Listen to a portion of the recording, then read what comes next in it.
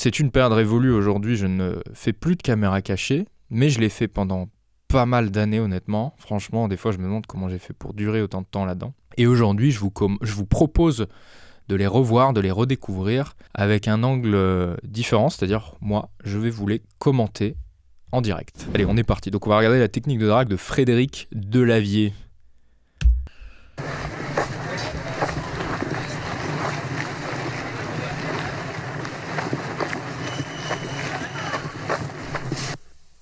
Excusez-moi les filles.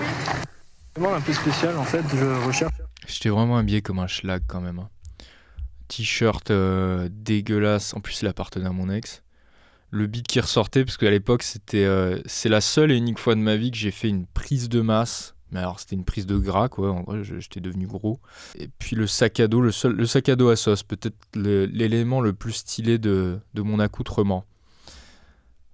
Et c'était de l'orgueil, hein. Je l'avais expliqué dans une vidéo, je m'habillais comme une merde parce que je voulais dire, bah regardez, en fait, même en m'habillant comme une merde, même en me mettant tous ces handicaps, j'y arrive quand même. C'était de l'orgueil. Demande un peu spécial en fait, je recherche une femelle avec qui me reproduire. D'accord, désolé. Vous voyez comment elle met la main comme ça. Je sais pas si c'est parce qu'elle mangeait un truc et qu'elle mettait la main devant ou si c'est parce qu'elle est étonnée et complètement surprise de mon approche, mais c'est rigolo. L'approche est quand même assez lunaire, hein. On va pas se le cacher. Vous savez, en fait, le but là, que vous compreniez bien, mon but là, à ce moment-là, premier objectif, c'est de vous faire marrer, hein. C'est de vous divertir. À ce moment-là, c'est pas d'être le plus grand séducteur. Là, à ce moment-là, c'est de vous faire marrer. Donc j'essaie de sortir. En fait, moi, dans ma tête, je suis en train de visualiser les mots-clés que je vais dire. Et au moment même, j'imagine vous dans les commentaires en train de dire « Ah putain, mais quel fou !» Je vois déjà les top commentaires, les trucs comme ça. Dans ma tête, je suis juste en train d'essayer de balancer le maximum de conneries pour vous faire réagir dans le thème du champ lexical de Frédéric Delavier, quoi. On a déjà fait de reproduire. T'as déjà un mâle? Oui, ouais. Oui. Un mâle alpha en plus. Et là, elle joue le jeu de ouf, un mâle alpha. Elle joue le jeu, et c'est ça qui est génial, et je tiens à le préciser, parce que souvent dans les commentaires, les gens ont pu être parfois un peu durs, en disant « Ouais, mais elle a pas de répartie, elles ont pas de répartie. » Pas forcément elle, mais en parlant de nana. Mais en fait, il faut se dire un truc, c'est que on n'est pas dans un cours de théâtre, hein, les gars. D'ailleurs, j'ai jamais fait de théâtre, perso. La rue suffisait largement pour moi. Ce que je faisais là, c'est 1000 fois mieux que le théâtre. Pour ceux qui se posent la question. On n'est pas dans un cours de théâtre, on n'est pas dans un cours d'impro. Les gens, la femme, là en l'occurrence, n'a aucun intérêt à jouer avec moi. Elle n'est pas payée pour ça. Moi, je suis préparé, elle n'est pas préparée. Donc, énorme respect. Là, juste, vous vous rendez pas compte, mais la petite rêve qu'elle vient de sortir, Mal Alpha, c'est énorme en fait. C'est énorme. Elle est grave marrante, la fille en fait. Ça demande une répartie de malade. Il faut toujours se dire, quand vous voyez des gens qui sont filmés comme ça, ou des micro-trottoirs, des choses comme ça, il faut toujours se rappeler d'une chose, c'est que celui qui est interviewé, ou celui qui n'est pas le créateur de contenu, n'est pas préparé. Donc toujours se souvenir de ça. Et là, elle joue le jeu. Elle joue très bien le jeu. Ce qui est assez exceptionnel. Quel est son taux de testostérone, s'il te plaît? Ah, je n'ai pas, j'en ai Combien de nanogrammes par mol, s'il te plaît? Je ferai une recherche si tu veux pour la prochaine fois, comme ça je saurai. Je suis à 500. Elle est géniale. Je ferai une recherche pour la prochaine fois. Elle est trop marrante en fait, cette fille. Elle joue super bien. Je me demande si... Enfin, je sais pas, elle joue super bien. Hein. Elle a une belle répartie. Elle est rigolote. Et en plus, bon, elle est hyper intéressée aussi. Hein. On voit tous les indicateurs sont là, tous les feux verts sont là pour ceux qui se posent la question. Vous le voyez, hein, déjà rentrer dans le jeu comme ça d'un inconnu, c'est quand même assez important comme signe d'intérêt. Il y a pas mal de petites gesticulations en termes de langage du corps. On peut se faire un peu de synergologie si vous le souhaitez. Vous voyez comment elle gesticule, elle change de position. La voix qui part dans les aigus. Les petits gestes sur le visage, les cheveux, tout ça. Je suis plus devant elle et je me souviens plus comment ça se passait en face, mais elle devait être légèrement rouge. Donc tout ça, c'est des c'est des petits signes d'intérêt, en fait, de légers signes de nervosité qui sont interprétés dans ce contexte comme des signes d'intérêt. Attention, c'est pas parce qu'il y a des signes de nervosité que ça veut dire que la fille est à fond. Mais là, dans ce contexte, mis en contexte avec le jeu, la volonté de jouer, c'est clairement un petit signe d'intérêt, quoi. C'est clairement des gros signes d'intérêt. 500 nanogrammes par mol. D'accord, ça a l'air pas mal. C'est pas mal. D'accord.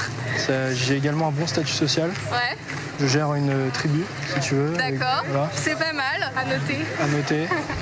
Aujourd'hui, je serais incapable, je crois, d'aller voir une fille comme ça, de débiter ce genre de conneries troll, tout en restant stoïque comme je l'étais là. Et ça, faut reconnaître que, putain, j'étais doué dans 2 trucs, sans vouloir partir en ego trip, mais c'est pour que vous compreniez. J'étais doué dans la créativité, très fort là-dedans pour baratiner, clairement. Et le deuxième truc dans lequel j'ai été doué, souvent les gens me demandaient comment tu fais pour rester sérieux. Mais je sais pas, j'arrivais à rester stoïque, comme ça, vraiment immobile, hein. Je suis vraiment immobile. Après, c'est du travail. J'ai fait beaucoup de travail là-dessus, parce qu'à l'époque, forcément, les premières fois... Un jour, je vous commenterai des vieilles caméras cachées, parce que j'en ai aussi. Où forcément, je suis plus nerveux, j'ai une voix plus aiguë. Alors ça, je crois que vous n'êtes pas prêts à entendre ça. Je vais bouger dans tous les sens, machin, je mets les mains dans le dos, les mains machin, les trucs là. Là, je bouge pas les mains le long du corps. Donc ça a été un gros travail que j'ai effectué sur moi. Et donc ça, en fait, ça vient contraster avec son langage du corps à elle. Le fait que je sois immobile, stoïque et relativement détendu dans la situation, évidemment, ça a un impact sur elle et ça la rend... c'est attirant, en fait. Il y a un contraste aussi entre la situation qui est saugrenue, qui est particulière, même si j'étais juste venu lui parler normalement sans forcément troller et que j'étais resté comme ça stoïque face à elle, ça aurait eu un impact sur elle et ça aurait augmenté son niveau d'intérêt. C'est assez impressionnant de voir un homme dans une situation sociale qui est considérée comme stressante gérer ça avec un certain calme, en fait. C'est relativement attirant pour les femmes et du coup elle va contraster en elle se montrant beaucoup plus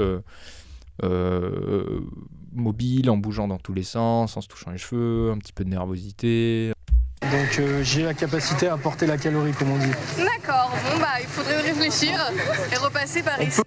On peut organiser un combat avec ton mâle, si tu veux. D'accord, bah écoute, quand y a il pas de reviendra... souci.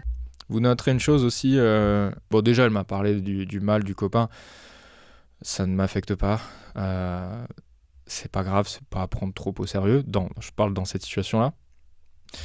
Et vous noterez aussi que je ne suis pas forcément face à elle, parce que moi mon objectif c'est de la rassurer au max, faut bien se mettre à sa place. Là elle est hyper détendue, elle est surprise évidemment, mais elle se sent bien, il y a des émotions positives.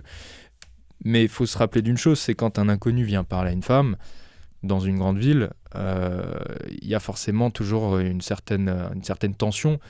Et c'est pour ça que j'invite les rares hommes qui aujourd'hui oseraient faire des interactions à toujours laisser une immense porte de sortie à la femme. Une immense porte de sortie. Et je vais vous expliquer très simplement comment faire. Il faut faire exactement ce que j'ai fait là, c'est-à-dire déjà, je ne me mets jamais face à elle. En tout cas, dans ce cas précis, je ne me suis pas mis face à elle parce que je veux lui laisser la porte de sortie. Elle peut se barrer à tout moment, elle voit que moi, je suis pas... Enfin, elle fait ce qu'elle veut, quoi, en fait. Hein. Je suis pas devant elle. J'ai connu des gars qui faisaient ça, j'ai toujours trouvé ça très malsain, qui abordaient en se mettant face à la fille. Et j'avais vu des situations très bizarres où la fille s'est tournée par réflexe et le mec se mettait de l'autre côté pour continuer à rester devant elle, comme pour lui bloquer le passage. C'est extrêmement malsain. Il y a des caméras cachées, des fois comme ça, c'est pas bon. Et la deuxième chose surtout, la plus importante surtout, c'est que moi j'arrive, je dis excuse-moi, ou bonjour, peu importe, après je ne bouge plus, je m'arrête. Je m'arrête et je ne fais plus un pas vers elle. Et ça, je l'ai toujours enseigné dans le contenu payant comme le contenu public, parce que je considère que c'est d'utilité publique pour le coup. C'est de rappeler qu'il faut jamais marcher avec la fille. Je sais qu'il y en a qui le font. Encore une fois, c'est une grave erreur. Pourquoi ? Parce que quand vous marchez avec la fille, mettez-vous à sa place, elle se dit mais en fait, il va marcher jusqu'où avec moi le gars ? Donc à partir du moment où vous marchez, à partir du moment où vous vous arrêtez en fait, c'est elle qui prend la décision de rentrer dans votre univers. Parce que si vous marchez avec elle, elle va devoir fournir un effort supplémentaire pour s'extirper de vous. Ça devient difficile pour elle. Si en revanche, vous vous arrêtez comme je le fais, comme j'ai toujours fait, je le fais à chaque fois, vous arrêtez, vous faites plus un pas vers elle, elle, par défaut, elle peut continuer à marcher. Mais si elle décide de s'arrêter, c'est un effort qu'elle a fourni et elle a décidé de rentrer dans mon univers, tant mieux, ok. Mais c'est elle qui a le choix, c'est elle qui décide. C'est hyper important ça, c'est hyper important. Et c'est un réflexe qui est dur à mettre en place au début parce que le premier réflexe qu'on a quand on arrête une fille pour la première fois dans la rue, on dit excuse-moi. La plupart du temps, ce qui va se passer, c'est qu'on n'est pas encore très bon, on a la voix qui porte pas, donc la fille va pas forcément s'arrêter.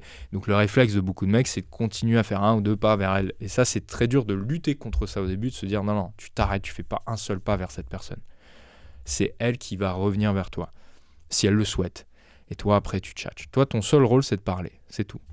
Tu fais rien, physiquement, tu bouges pas. Tu dis, hey, coucou, j'existe, et regarde, je peux raconter des histoires. Et si tu as envie, tu peux venir écouter les histoires avec moi. Les mecs des assos le font très bien. Hein.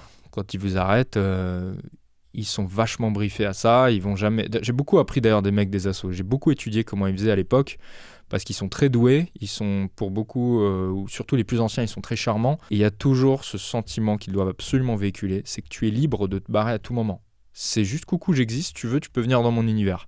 Mais par défaut, il n'y a pas de souci, tu peux t'en aller. Enfin, tu continues ta route, il n'y a pas de problème, quoi. Ouais, pourquoi Parce pas. que je trouve que tu as un potentiel qui me permettrait d'avoir des enfants avec des bons gènes. Je cherche une femme en bonne santé, jeune, fertile. Écoutez, on en parlait en plus à l'instant. Et là, voilà. Et là, c'est un signe d'intérêt ultime, en fait. Parce que elle m'encourage dans la conversation. Elle me tend des perches, elle m'aide. Elle me dit, ah bah justement, très bon sujet. On en parlait justement à l'instant. Donc très bien, tu vois, il n'y a que des signes d'intérêt dans cette vidéo, hein, dans cette caméra cachée. Tu parlais de quoi? D'enfant, voilà. Écoute, tu es fertile, selon moi. Écoute, c'est parfait, je suis contente. Mon baromètre masculin me fait dire que tu es fertile. C'est pas mal. Est-ce que je peux juste attendre la fin de mes études parce que bon, là, ça m'embêterait un peu quand même. Mais tu seras âgé après. Non, c'est dans 2 ans. Ok, ça va. Bon, Ça va. T'auras que 23 ans, c'est parfait. Ouais, on est bon. C'est cool. Tu fais quoi comme étude? Mais du coup, pour des enfants. Et là, c'est important. Je lui ai dit, tu fais quoi comme étude? Et juste après, j'ai coupé et on passe à un autre truc.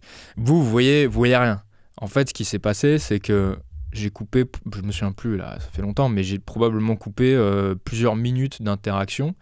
Et c'est ce que je faisais beaucoup avec les caméras cachées. Je coupais des gros morceaux d'interaction et particulièrement les moments où en fait on échangeait des infos perso, à la fois pour évidemment rien divulguer de personnel sur les gens et les femmes que j'abordais, et sur moi aussi, parce qu'il y avait des infos perso sur moi, mais aussi parce qu'en fait, c'est pas forcément ce qui va vous faire marrer. Et je tenais à le préciser, c'est que là, vous voyez le show, vous voyez le spectacle, mais évidemment que j'ai gardé les moments les plus marrants pour vous. Mais ce qu'il faut que vous compreniez, c'est que dans la phase de séduction, durant l'approche en tout cas, il y a toute une phase où il faut évidemment créer du lien avec la fille. Il faut lui montrer que je suis pas un barge.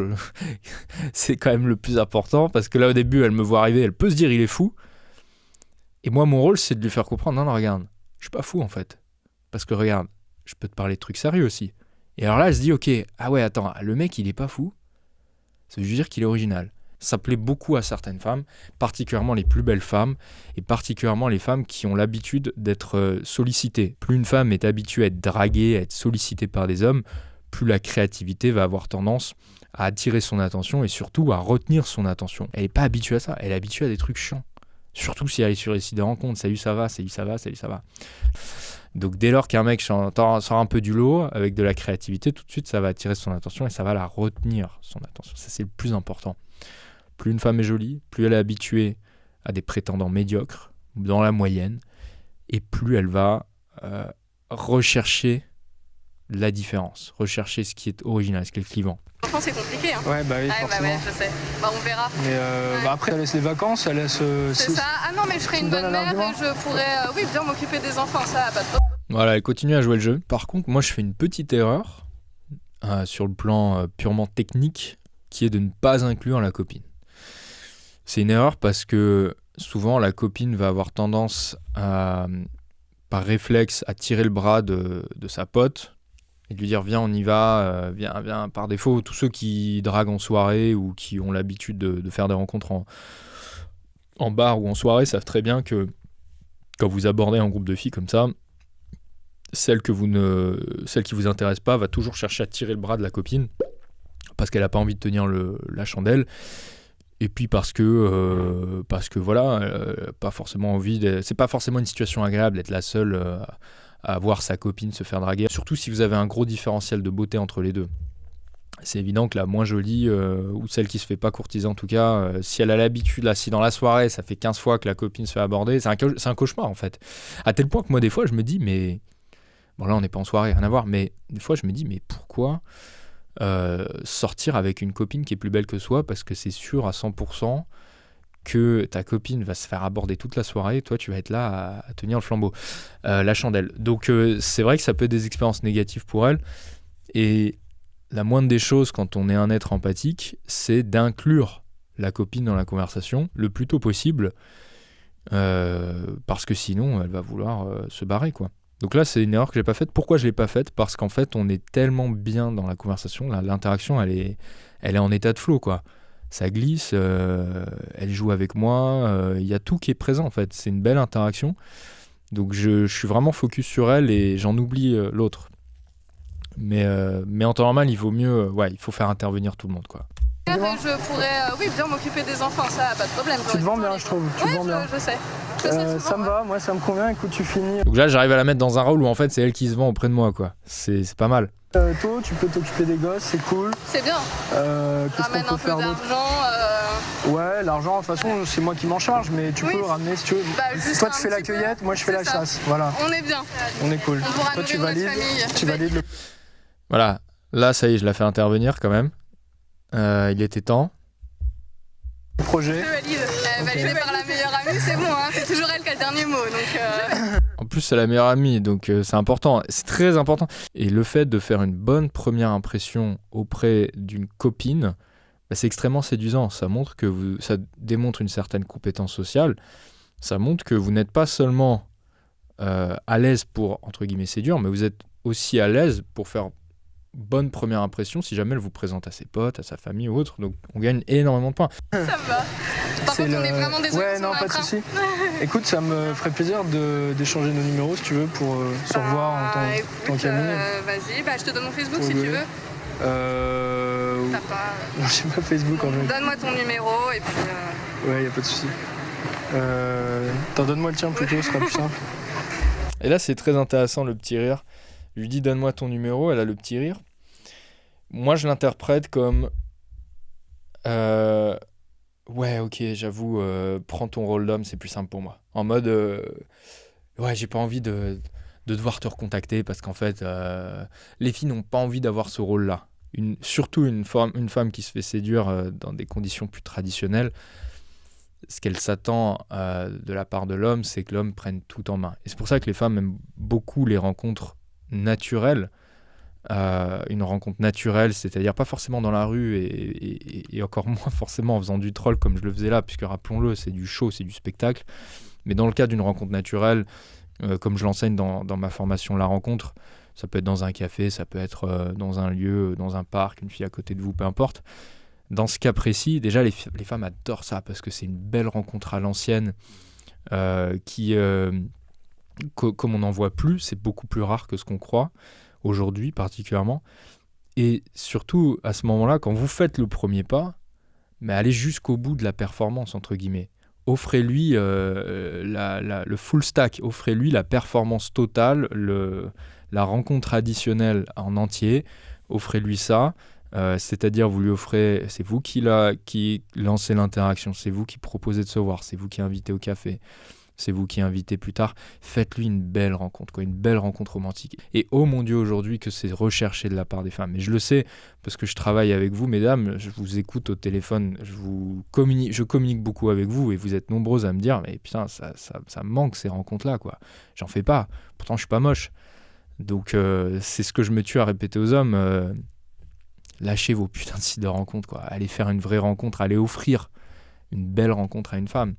Et si vous avez peur de faire les choses mal ou autre, regardez mes formations. Je Je vous explique comment faire les choses bien. Il y a du contenu là-dessus. Donc vous n'êtes pas obligé de faire des choses spectaculaires comme moi je le faisais à l'époque pour attirer votre attention, pour vous faire marrer, etc. Ça, c'était beaucoup plus... c'est pas comme ça que moi je faisais mes rencontres ou que je fais mes rencontres dans mon quotidien, je vous rassure. Alors 06 Ouais.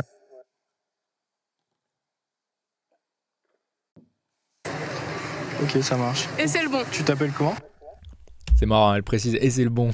Oui, parce que des fois, il y a des femmes qui vont donner un faux numéro. Alors, c'est pas si courant que ça, en fait. Ce qui se passe la plupart du temps, tu sais, il y a un peu ce mythe de oui, j'ai peur qu'elle me donne des faux numéros. Alors déjà, si elle te donne un faux numéro, on s'en fout de le vérifier, tu le verras bien plus tard. Enfin, on s'en fout, quoi. Est-ce qu'elle te répond ou elle te répond pas, c'est ça qui compte. Mais généralement, les filles n'ont pas ce réflexe de donner un faux numéro. Elles vont juste dire je suis désolé, j'ai un copain, je suis pas intéressé, ou c'est très sympa, mais je suis pas forcément en recherche de quelqu'un en ce moment, etc. Elles vont pas aller jusqu'à tordre l'esprit à donner un faux numéro. C'est pas très intuitif pour beaucoup de gens, ça. Ça roule. Bah moi c'est Léo. Tu m'enverras et tu t'appelles comment ? Léo. Ok, bah écoute, t'envoies un message. Bah, Là c'est marrant. Là c'est un gros signe d'intérêt aussi parce que elle me donne son numéro et elle me demande de lui envoyer un message. Elle a envie que je le fasse. Elle a envie que je revienne vers elle. C'est un gros signe d'intérêt. Quand elles font ça, c'est pas courant, c'est pas tout le temps, je veux dire, mais quand elles disent tu m'envoies un message, c'est vraiment en mode bah vas-y, moi je veux continuer quoi. J'attends ton message.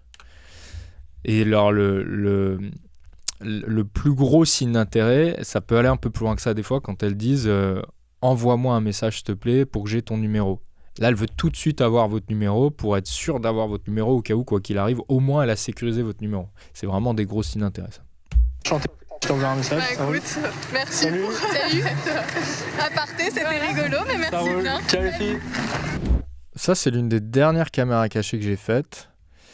C'était l'été 2021. Et c'était une belle interaction, celle-là, je trouve. Très, très belle interaction. Dans un bel endroit. Et la fille était touchante. Et j'avais bien aimé cette interaction. Excuse-moi.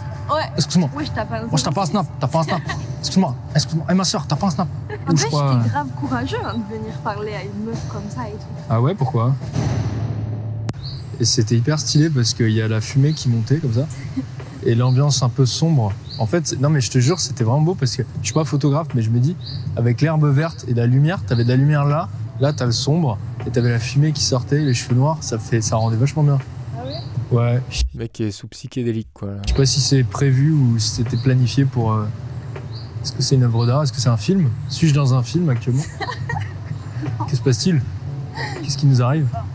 Mais tu travailles dans tout ce qui est artistique ou... Non. Ça, c'est beaucoup plus le style de rencontre naturelle que je vais faire aujourd'hui.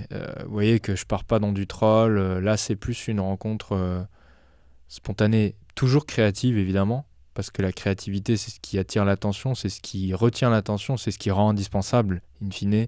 C'est ce qui fait que la fille se dit « Mais c'est qui ce gars-là ? Je suis curieuse, j'ai envie de le voir. » Et donc toujours créative, mais sans forcément aller jusqu'au troll, quoi. Le troll, c'est vraiment pour vous divertir, vous amuser. Là, c'est plus un style un peu plus naturel, quoi, pour moi. Non, je suis une touriste. C'est vrai, tu viens d'où ? Mais j'habite à Toulouse. Oh putain. Non, non.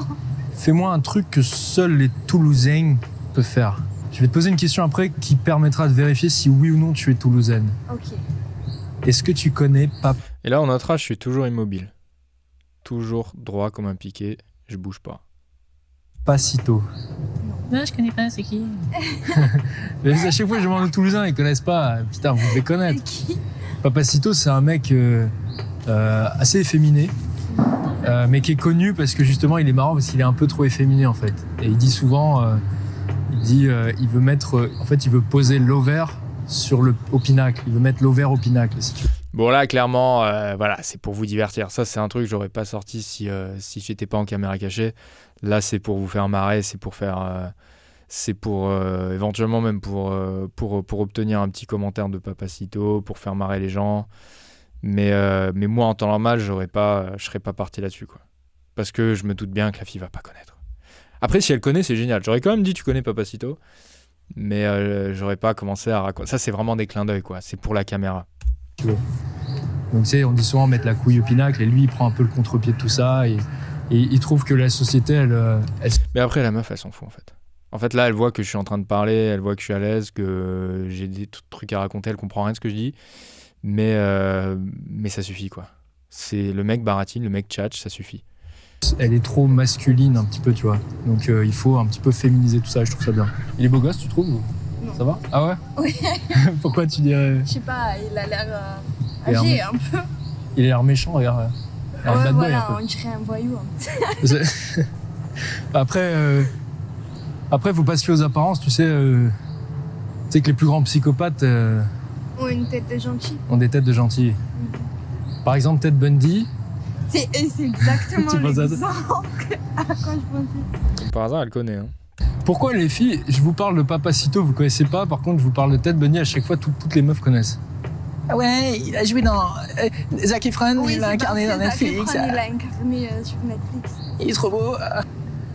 Mais elle est morte vierge, avant où je N'empêche, crois. t'es grave courageux de venir parler à une meuf comme ça et tout. Ah ouais, pourquoi? Mais parce que tu sais, il y a, sauf la racaille et tout, il Ouais. n'y a pas de gars qui font ça. Enfin, genre, il faut être courageux. Genre, Ça, c'est hyper intéressant ce qu'elle dit, et elle le formule exactement comme je le formule, pas forcément sur cette chaîne, mais en privé quand je parle aux gens.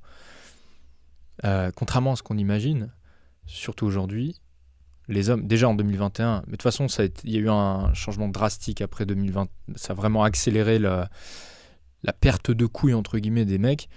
Ouais, les hommes normaux ne viennent pas parler à une femme.